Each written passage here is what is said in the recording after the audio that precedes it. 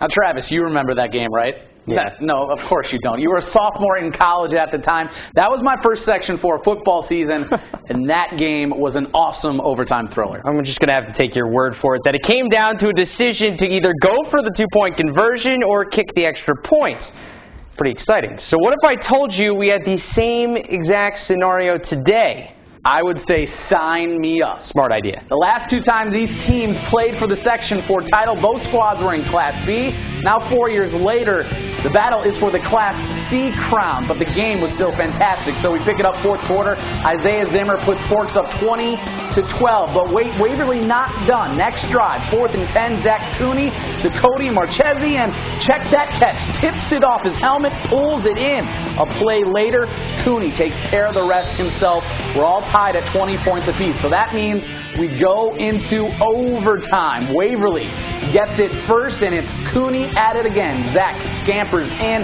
The Wolverines take a 27-20 lead, and they elect to kick the extra point. Now Forks with the chance, and they hand it to Zimmer. Zimmer finds the end zone from the 1-yard line.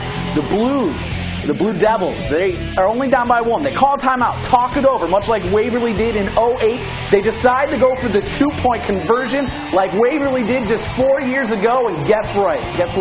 That was the right call as Forks scores Isaiah Zimmer on the two-point conversion. They win the Section 4 title, a gutsy win for another tough Forks team. They called the timeout, and they brought everyone. And I told the coach, I was like, go right behind me. Me and Hunter got it. We're going to push them, and, we did. And it didn't take long, though, to figure out what it was going to be when they're telling me, just run it over me. Jack Barnett's telling me, hey, run it over me, run it over me. So I knew right away that's the play we were going to run. I was a little excited for that exciting game over there. Forks now plays Section 3 winner Skaneateles next weekend in Syracuse in the regional round. Down in Class B, Maine Endwell, the Spartans won Class A's sectional title last season, facing off against the two-time defending Class B champ, Shenango Valley.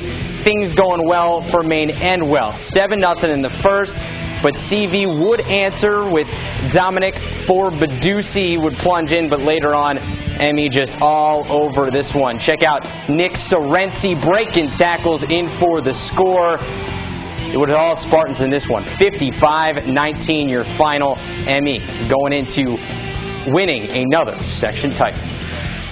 It was 7-7, right? So when they came back and they scored 3 touchdowns in a row. So you can't ask for more than that. Whatever's working, works. If the outside's open, we give it to the outside. If the middle's working, we give it to me. But either way, it's a great team effort. ME will play Cazenovia from Section 3 next Saturday, early one, 11 a.m. at East Syracuse, Manila.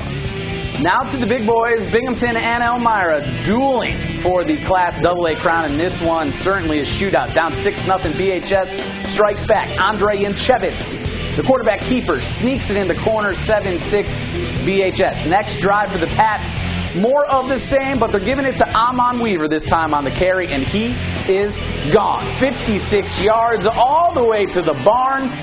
BHS up 13-6. The next drive, now guess who? It's that guy again, Weaver. Doesn't get in for the score, but he breaks tackles down inside the 10. 6 touchdowns last week, pretty good. He's just pretty much unstoppable. Yanchevitz capitalizes from there. Patriots cruise to their second straight Section 4 title behind the legs of Weaver. It's a team thing there, we got a very good quarterback and we got a great offensive line, and as a team they work well together, and Amon realizes what he does, what he needs to do within that teamwork. It's really not me. It's mainly the offensive line. They've been beautiful the past 2 weeks, opening the holes, and all they got to do is run through them. There's offensive linemen. They're gorgeous. Yeah, just unselfishness there. Binghamton now has a date with Section 3's Syracuse Christian Brothers Academy.